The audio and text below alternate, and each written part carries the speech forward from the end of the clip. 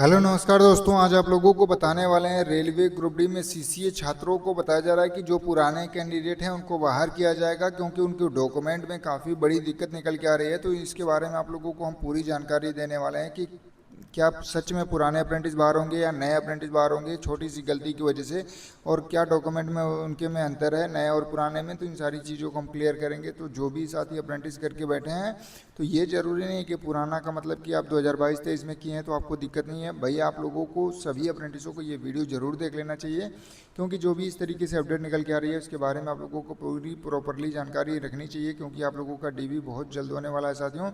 तो जितने भी साथी चैनल पे पहली बार आए होंगे उनसे एक छोटा सा रिक्वेस्ट है कि साथियों आप लोग चैनल को सब्सक्राइब कर लीजिएगा, वीडियो को लाइक शेयर कर दीजिएगा। रेलवे से जुड़ी सभी जानकारी आपको यहाँ पे देखने को मिलती रहती है।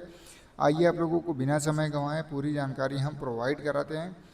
तो पहले तो आप लोगों ने यहाँ पे देख लिया होगा रेलवे ग्रुप डी 2024 से पुराने छात्र डीवी में होंगे बाहर। तो यहाँ पे देखने को मिल गया होगा एनएसी का 2 मार्कशीट है। इस तरीके से आप लोगों को बता दें कि देखिए जो पुराने अप्रेंटिस कैंडिडेट हैं, तो देखिए कुछ बैच, बाकी सभी का नहीं हुआ है, कुछ बैचों में ऐसा दिक्कत आया है कि जैसे कि पहले तो उनको मतलब थियरी का एग्ज़ाम कराया, जैसे अप्रेंटिस कंप्लीट होती थी तो उनका एग्ज़ाम कराया जाता था, फिर उनका मार्कशीट जनरेट किया जाता था, नंबर दिया जाता था, जिसकी वजह से उनका परसेंटेज कम आता था। लेकिन साथियों उसके बाद क्या हुआ कि जैसे उसमें जब मतलब ये सिस्टम चेंज हुआ डीजीटी की तरफ से एनएचडीसी की तरफ से, तो ये जब चेंज हुआ तो उसमें प्रैक्टिकल बेस पे कराया गया है। तो कुछ ऐसे बैच थे जिसमें उनका मतलब थ्योरी के बेस पे तो रिजल्ट जारी हो गया था, लेकिन फिर उनका प्रैक्टिकल बेस पे भी जारी कर दिया गया है। तो उसमें दिक्कत ये है साथियों कि उनके पास 2-2 सर्टिफिकेट हो गए हैं, और वो कैंडिडेट जैसे कि मान लीजिए थियरी बेस पे उनका 60% है और प्रैक्टिकल बेस पे उनको 90% मिल गया है। तो काफ़ी लोगों का ये कहना है कि सर हमारा ऐसा तो नहीं है कि 1/3 जो होगा वो 60% का कर दिया जाएगा तो 20 नंबर ही मिलेगा, और हमारा जो प्रैक्टिकल बेस पे है तो अगर इसका 1/3 किया जाएगा तो 30 नंबर मिलेगा। तो इन सारी चीज़ों के लिए भी मतलब डाउट बना हुआ था। और सबसे बड़ी कन्फ्यूजन ये थी कि सर हम डीवी में जाएंगे तो कौन से डॉक्यूमेंट लेके जाएंगे। तो वो चीज़ें आपको क्लियर करते हैं, अप्रेंटिस का डॉक्यूमेंट दिखा के तब आपको अच्छे से समझ में आएगा। तो जैसे कि साथियों आप लोग यहाँ पे स्क्रीन पे देख पा रहे होंगे कि यहाँ पे हमने एक अप्रेंटिस का यहाँ पे आप लोगों को स्कोर कार्ड, मतलब जिसको आप लोग सर्टिफिकेट बोलते हैं, यहाँ पे हमने आपको सर्टिफिकेट लगा दिया है, जैसे कि आप लोगों को पता चल जाएगा कि क्या हम चीज़ बताना चाहते हैं।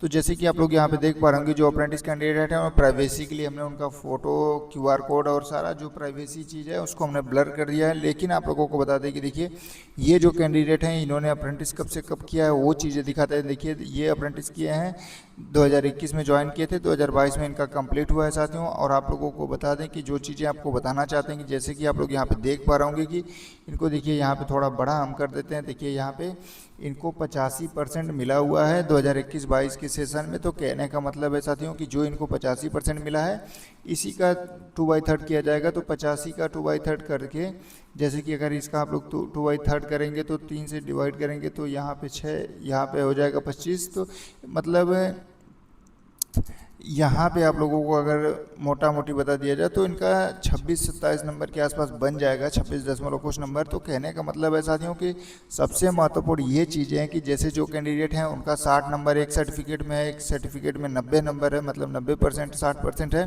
तो उनका यही कहना था कि सर हमने तो फॉर्म भरते टाइम ये वाला लगा दिया है, तो इससे तो हमारा यहाँ पे 10 नंबर का नुकसान होगा, क्योंकि 60 का 1/3 20 नंबर हो रहा है और 90 का 1/3 30 नंबर हो रहा है। तो हमारा 10 नंबर का नुकसान हो रहा है। अभी तो स्कोर कार्ड आया नहीं है कि हमको पता चल सके कि हमारा कौन सा सर्टिफिकेट है वहाँ पे मतलब लगाया जाएगा। तो कहने का मतलब है साथियों इनके यही डाउट है कि हम डीबी में भी जाएंगे तो क्या दोनों डॉक्यूमेंट लेके जाएंगे या नहीं लेके जाएंगे।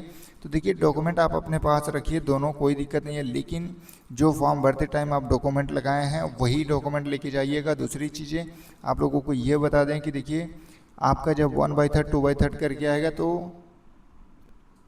उसमें ये चीज़ें क्लियर हो जाएगा कि आपका नए वाले सर्टिफिकेट से नंबर उसमें 1/3 हुआ है या पुराने वाले से हुआ है। तो वो चीज़ें क्लियर हो जाएगी, उस हिसाब से अपना लेके जाइएगा। लेकिन जो कैंडिडेट इसको लेके परेशान है कि नहीं आपको रिजेक्ट कर दिया जाएगा, तो बिल्कुल साथियों उसमें आपकी कोई गलती नहीं है। सिस्टम में चेंज हुआ तो वो सिस्टम चेंज होने की वजह से आपका ये दिक्कत हुआ है। तो आप लोग वहाँ पे बिल्कुल, अगर कोई अधिकारी या कोई इस तरीके से कहते हैं कि आपके पास 2-2 सर्टिफिकेट है या मतलब ये फर्जी है या जो भी है, तो आप उसको मतलब एफिडेविट लगा सकते हैं, क्योंकि आपकी उसमें 1% भी गलती नहीं है साथियों। तो जितने भी कैंडिडेट हैं, चाहे पुराने कैंडिडेट हों, नए कैंडिडेट हों, अगर आपके भी बैच में इस तरीके से दिक्कत हुई हो तो आप लोग बिल्कुल भी घबराएं नहीं। आप लोगों का इसमें सिंपल सॉल्यूशन यही है कि आप लोग एफिडेविट लगाएं और उसमें पूरी डिटेल से मेंशन कर दीजिएगा कि ये पहले थ्योरी बेस पे होता था, अब इसको प्रैक्टिकल बेस पे कर दिया गया है, तो हमारा ये दिक्कत हुआ है। तो इन सारी चीज़ों को लेके जितने भी कैंडिडेट के मन में डाउट था वो चीज़ें हमने क्लियर कर दिया है कि आपके पास 2 सर्टिफिकेट है, 3 सर्टिफिकेट है, तो उससे आप लोगों को कोई भी दिक्कत नहीं होने वाली है। क्योंकि देखिए, इसके लिए बहुत से कैंडिडेटों ने फ़ोन करके इसके बारे में जानकारी लेना चाहा कि सर हमारे पास 2 सर्टिफिकेट है, क्या हमको डीबी में बाहर कर दिया जाएगा, कौन सा डॉक्यूमेंट हम लेके जाएंगे, कौन सा नहीं लेके जाएंगे, क्योंकि सभी डॉक्यूमेंट तो ऑनलाइन होते हैं। ये तो दोनों डॉक्यूमेंट रेलवे के पास होगा, अगर हम एक ही डॉक्यूमेंट दिखाएंगे तो ऐसा तो नहीं कि वो हमें निकाल देंगे। तो ये सारा चीज़ आपका क्लियर हो गया होगा साथियों कि जिस बेस पे आपका 1/3 होगा, जैसे कि अगर आपके पास एक 60% वाला है, एक 90% वाला है, तो जो आपका 1/3 होके वहाँ पे जुड़ के आएगा स्कोर कार्ड में, वही वाला आप लोग लगाइएगा। और आगे से जो भी फॉर्म डालिएगा तो आप लोगों का जो मतलब प्रैक्टिकल बेस पे आया है जिसमें 90% 92% मिला हुआ है, तो वो वाला आप यूज करिए, जिससे कि आप लोगों का 1/3 होके आप लोगों को ज़्यादा से ज़्यादा बेनिफिट मिल सके। बाकी साथियों, आप लोगों से एक और रिक्वेस्ट है कि जो कैंडिडेट है ये पूछ रहे थे कि सर हमने ग्रुप डी 2024 का एग्ज़ाम तो दिया है और लेकिन हमारा अच्छे मार्क्स भी बन रहे हैं, हमारा NSE CVT मिला के 70 नंबर बन रहा है, लेकिन समस्या ये है साथियों कि उनका ग्रुप डी का एग्ज़ाम दे के आने के बाद उनका एडमिट कार्ड खो गया है। जैसे एडमिट कार्ड पे आप लोगों को वेरिफिकेशन की मोहर लगी होती है, एक छोटा सा स्टिकर लगाया जाता है जिससे ये चीज़ें पता चल सके कि कैंडिडेट एग्ज़ाम दिया है। तो उनका यही कहना था कि सर हमारा तो वो चीज़ें खो गया है, तो क्या हमको नौकरी से वंचित कर दिया जाएगा? तो बिल्कुल साथियों, नौकरी से वंचित नहीं किया जाएगा। हाँ, ये चीज़ें हैं कि थोड़ी बहुत आपको प्रॉब्लम हो सकती है, लेकिन उसके लिए भी आप लोगों को एफिडेविट हो सकता है कि रेलवे मान्य कर दें। क्योंकि देखिए, आप लोगों को बता दें कि आप लोग जब एग्ज़ाम देने जाते हैं, एग्ज़ाम सेंटर पे जाते हैं, तो केवल और केवल आप लोगों का ऑफलाइन नहीं चेक किया जाता है, आपका ऑनलाइन वेरिफिकेशन होता है, फिंगर लगता है, फेस लगता है। तो ऐसा नहीं है कि आप लोगों ने एग्ज़ाम ही नहीं दिया है या आपकी जगह कोई दूसरा कैंडिडेट दिया है।